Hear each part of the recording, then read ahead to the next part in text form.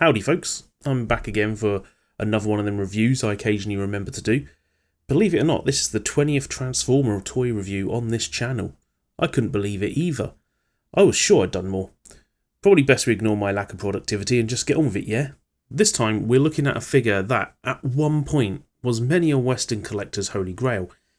This here is Stepper, not Ricochet. There is, well, not really a difference, but this is specifically Stepper. Pretty, ain't he? I should probably explain the slightly convoluted history of this lad for the folks that aren't terminally Transformer-brained. So, back in the 90s, Takara were continuing the G1 cartoon and filling out the toy line with some neat repaints of earlier figures, sometimes bundling them with Target Masters. This is how we got Artfire.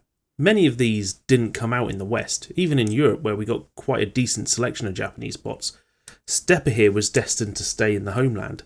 As a result, and I can recall this, in the early days of Transformers collecting, this guy was highly sought after.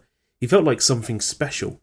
It's obvious why. He's an audacious as flip black and gold repaint of a fan favourite Jazz, and he has a little pal that turns into a gun. Now, Stepper wasn't really rare or anything. He was a mainline figure in Japan at the time, when the toy line was doing just fine over there, but because we didn't have him, and back then at least, it was trickier to get Japan exclusives, he ended up commanding some high prices. That was until 2004. It was the Transformers 20th anniversary and G1 reissues were all over the place. I remember we had a Universal Studios store in town back then where I picked up a few figures such as this sadly yellow Jazz and the Starscream I reviewed way back in the early days of the channel. Stepper here got a nice re-release in Japan, and around the same time he actually appeared on Western shores, oddly renamed as Ricochet. Not a bad name to be fair, but this is Stepper. Look, I have the box and everything to prove it. You probably can't. It says Sutepa. Stepper. Anyway, all them collectors that paid top dollar for a Stepper soon found that they were everywhere, so much so that they shelf-warmed and ended up being sold for cheap in bargain stores. No idea why I didn't grab one back then. I remember seeing it at Universal Studios store. I must have been an idiot or something. So, what makes this reissue special? Well, first off, he has one extra accessory to go along with his gold-plated rifle and Nebulon Target Master. He also has Jazz's shoulder-mounted rocket launcher now in a matching black and gold. They even chromed up the engine block on the back. That's pretty cool. Apparently there's also a fix for a common breakage in the Jazz mold's legs.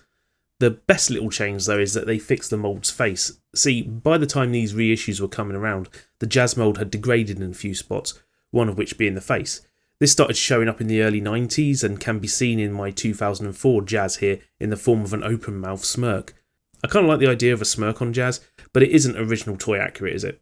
Weirdly though, this Stepper reissue came out before Jazz's, so no idea why the face fix wasn't used there. Let's get in close and appreciate this colour scheme. Ostentatious, ain't it? The chrome gold is beautiful, the stickers complement that perfectly, and the flames on his chest and door wings are statements. This guy isn't doing anything subtle. Sort of reminds me of them Batman toys from the 90s where it'd undermine his stealthy nature with the addition of the least sneaky colours possible, like if Batman went to Vegas. The white stands out too. What's kind of neat to note is this look is just Jazz's colours inverted. It's not that out there a palette swap when you actually look at it, but that swap takes him from fun guy that likes to party to new metal rich boy that can't hide his wealth. I do love it though. Being a G1 toy, his articulation is limited. Just some basic shoulder and elbow movement, plus a surprising wrist swivel, and that's your lot. This figure never had shoulders that could support any weight, so it's no surprise he can't hold his gun buddy up without some assistance. Which he's doing there. Hell, Nebulon is so heavy that it actually unbalances his arm and makes it swing backwards. Quick look at Nebulon here. He's a G1 Target Master, very muted in his appearance compared to Stepper, but doesn't look misplaced. He's actually had a little remoulding from the original toy. His crotch hinge is now pinned, whereas the original was just a plastic and very breakable piece. In addition to that, he has a smaller extended piece on his gun peg, allowing Stepper to actually hold him. Yep, the original couldn't do that. Instead, he came with this extra shoulder piece that you attached Nebulon to in gun mode, in place of the shoulder cannon the original was missing.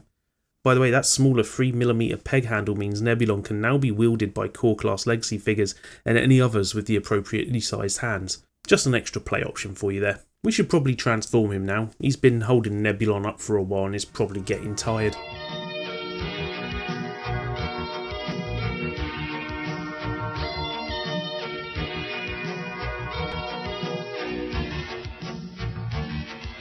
Transformation is just G1 jazz, innit? You know how it goes. Lift the hood up and concertina the midriff, fold the arms in and get the hands pegged into the shoulders. Peg the doors into the sides and shift the roof forward a little, if it hasn't already by itself.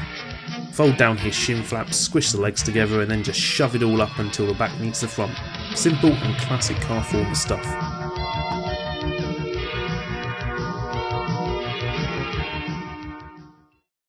What a lovely car mode this is. The Porsche 935 Turbo design is a classic. If you want to try out a first year G1 Transformer, you can't go wrong with a Jazz or one of the other Autobot cars. They're all classics like this. The white parts have almost entirely vanished in this mode, leaving the black and a fair few gold accents. Especially love the gold hubcaps. A few gold lines here and there make sure there's no side 3 of those extra style points, and the golden red flames just scream speed. Kind of surprised the headlights aren't gold too.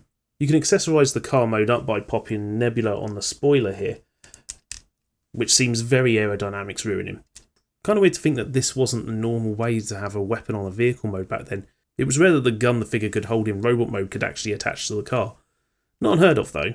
Now everyone does it and it still doesn't look any less silly. Stepper may not have the allure he had pre-2004 these days, but he's still a stunning figure to look at. Also, not as crazy expensive to get anymore, which is nice. I got this one box with just one missile missing for 35 quid, which is a pretty decent price. I remember at TFN 2022 one still had an actual 1987 Stepper for sale loose, but in amazing condition, for a little more than I paid for this. I almost grabbed that, but after doing a lap of the hall to make my mind up, he had gone. Pretty sure one of the triple takeover guys nabbed it. I'm happy with the route I went in the end though. Flip, this figure is pretty. And that's Transformers Collection Stepper from 2004. The figure that practically wiped the value of a highly sought after Holy Grail out entirely, to the degree that he became bargain bin fodder. These days, that'd be unheard of. G1 reissues happen all the time, and according to Evan Brooks on the recent Triple Takeover podcast, that's shout out number 2 there, they still sell incredibly well, and despite that, the originals still command similar prices to what they always have. I doubt we'll see another reissue of this guy anytime soon, even if we do get a new Jazz figure, although I probably would not be able to resist a missing link version. So, thank you for watching, bit of a short one this time. Please do consider liking and subscribing, it's always appreciated. I'll maybe review something a bit newer next time. Drop me a follow on Blue Sky and Twitter at WildWheelsHat and I'll catch you next time.